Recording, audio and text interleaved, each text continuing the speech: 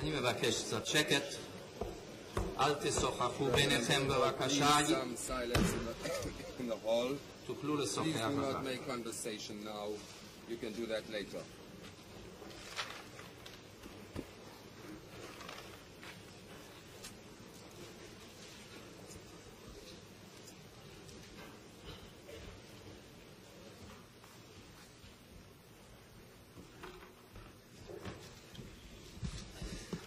קומי בבקשה, רגע. Please get up, madam. כן, שימי אותו למטה. ואת ידך על התנ"ך. תגידי, אני נשבעת אלוהים, שעדותי במשפט זה תהיה אמת, כל האמת, ורק האמת. מה שמך המלא? אסתר גולדשטיין. עכשיו, יכולה לשבת. G-O-L-D-S-T-E-I-N.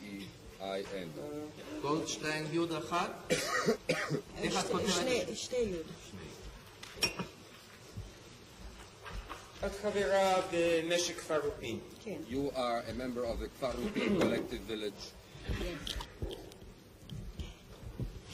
ב-44 גורשת מן העיירה קסובו שבקרפטו רוסיה לאושוויץ. Kosovo in Carpatho, Russia to Auschwitz. Yes. בעל חנות לדברי ברזל. איפה צולמו שלוש התמונות שהראיתי לך עכשיו? Where were these three תמונה איפה photos שאני taken? נמצאת בה, אני זוכרת שזה היה אחרי הסלקציה באושוויץ. אחרי הסלקציה באושוויץ. את זוכרת שצילמו את התמונה? Can you remember מי when צילם the את זה? photograph was צילם taken? גרמני. By whom was it taken? בבגדי SS. בבגדי אס-אס. מי צילם את שתי התמונות האחרות? ואיפה צולמו שתי התמונות Where were האחרות? the other two photos taken? לפי המראה זה אומר לך זה משהו? גם על יד By the appearance, where could it have been כי הם taken? נסעו איתנו. הם נסעו איתכם יחד. Auschwitz because they were with us on the same transport. התמונות האלה מופיעות בספר? President of court.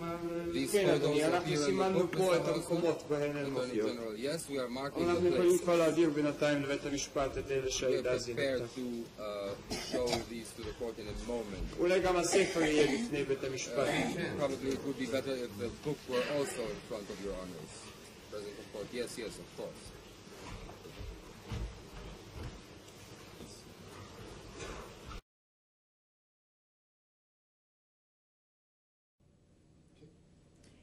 You were telling us about arriving at Auschwitz. Would you describe to us what you remember seeing when you got there? Arriving in Auschwitz. First, I didn't even know, we didn't know there was Auschwitz. I know we arrived at a certain place. Of course, learned later it was Auschwitz. Chaos began, I mean, completely. The doors slammed open, and we were beginning to be dragged out, pushed out, screamed, hollered, cursed. It's unbelievable the way we were dragged out and pushed out from those cars. There were a bunch of gypsies out the way in the front of the cars, dragging us and out, and children, parents, everything was just completely out of control without any system. And of course everyone tried to hold together and be together, but to no avail. There was no such a thing as togetherness anymore. We were outside of the cars and everyone tried to hold together with the mothers and children and so on. But what we could see, they tried to separate us, and they were mainly the gypsies who seemed to be in charge there. How did you know they were gypsies? Well, I was quite familiar. We had in Romania, I could see there were some gypsies in Romania. In fact, our own little community outside the community, they were gypsies. They had, you could tell in their appearance, they were gypsies. Would you describe that?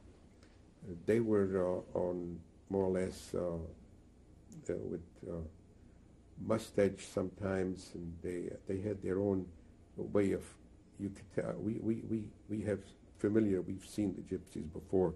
We immediately recognized them, and they were in that place themselves, but they seemed to be pushing us and lining us up and shoving us to different places. Well, as a child, what did you see about them that you recognized as being Gypsies? They had little living from community to community in Hungary and in Romania. They were traveling through sometimes in our communities, and they were like blacksmiths or jewelry. They were dressed so very colorful clothes, and in fact we were always told to be aware of Gypsies. They were very family oriented, and they had their own little tents they took with them from community to community and set it up. In most cases the community would not let them get established, so they gave them a section outside of town, and they used to stay there for a certain length of time until they made a move from one community to another community. So there was no problem. We could recognize those people being Gypsies that were actually, but then again, right near the Gypsies, behind, there were groups of German officers that were right standing by down there and giving orders and to the Gypsies down there, that we were beginning to be lined up in as soon as we got out of the cars, and you could see that they're pushing children and women in sections, and slowly but surely we found ourselves lined up in long lines, and my mother and my younger sister and two little brothers, they were already holding on to my mother and going, and they began to move further, and slowly but surely that I could not see him anymore.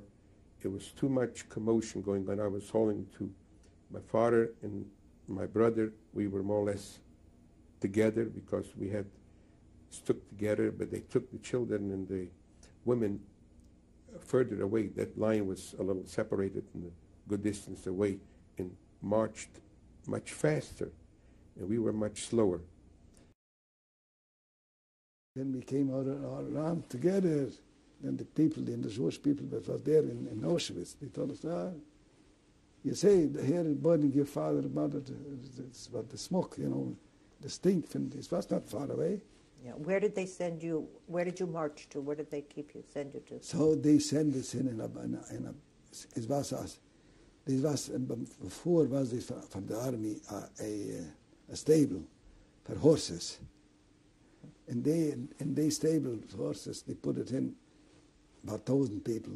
But one or the other, we couldn't do it. We were sitting 10 in a row. We were sitting on the floor, and the other person and me, and so like this. Mm-hmm. We couldn't move, you know, till one Jew, he was so, if he saw what happened, he said, "Oh, boys, Hitler will kill us here. He brings us here not to live no more." And he started to cry. So the main man from the stable was a gypsy. He told him to keep quiet. You know, he was sort of disturbed. He didn't listen what he's saying. He pulled him out. I see in front of my eyes. He took a big stick and he started hit him in the head till he killed him on the floor. So that was the first picture. Mm-hmm.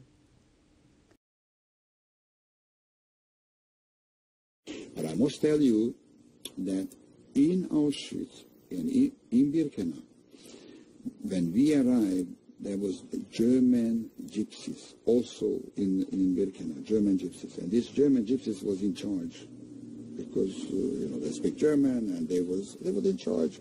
When the Hungarian Jews came, they was our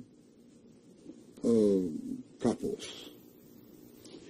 And they was also anti-Semites, and they used to hit us, almost still kill us. You know, it was very. They was also prisoners. Were you hit? By them, yeah, once. How?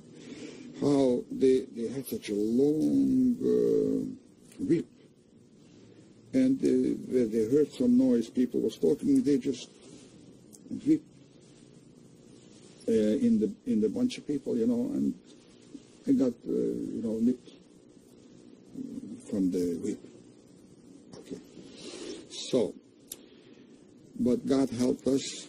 One night, they took all the Germans and they killed them because they found they had some kind of sickness, syphilis. In the Gypsies. Yeah, and they killed all the Germans. Once they found some kind of sickness by a few Germans, they killed all the German Gypsies. So at least they didn't bother us no more.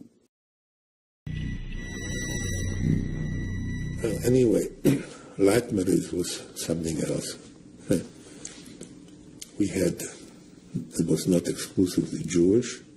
There were a lot of German criminal element. There were Gypsies. Most Gypsies were criminals. I mean, sounds very romantic, Gypsy music and violence and everything. But they were backward, stupid, uneducated, and cruel. Well, it's a part of their culture, I suppose. They're very musical. I love Gypsy music, but You mean but they were cruel. The people, the inmates. The inmates, you said, were cruel? Yes, very cruel. And finally we came to Porto Westfalica, and then it was getting to be spring already, so we were able to find some grass and try and cook it, and because there's very little food. By the way, during all this time, there was no organized feeding. There just was no such thing. There were thousands of people, so you heard a rumor that over there somewhere they're passing out soup. By the time you got there, there wasn't any. Or sometimes you didn't make it, and once I made it, and I got some soup, and by that time we had a transport of gypsies, and the gypsies got hold of me and took my soup away. Did you have any other encounters with them? With gypsies? Towards the end, I met some gypsies. By the way, I still can't understand this business of the gypsies having been killed. I'm sure that there were many killed. But the town I come from, there were three kinds of gypsies. One kind became just wandering gypsies. And two kinds, one kind was living outside the city who ate all kinds of, they just begged. And a third kind who lived with the rest of the population and tried to deny their gypsies. Three kinds. Nothing happened to them. They stayed right there. No one ever took them anywhere. So I don't know which gypsies were taken, because I do know that there were gypsies because I encountered them. But certainly they were not as anxious to exterminate them as the Jews.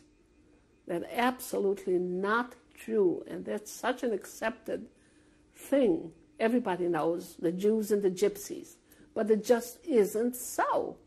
Because in my town, I go back now and I can find the same gypsies. I don't find the same Jews. Anyway, so they took it away from me, and that was that. They knocked it out of your hand? No, they just grabbed it away and took it away.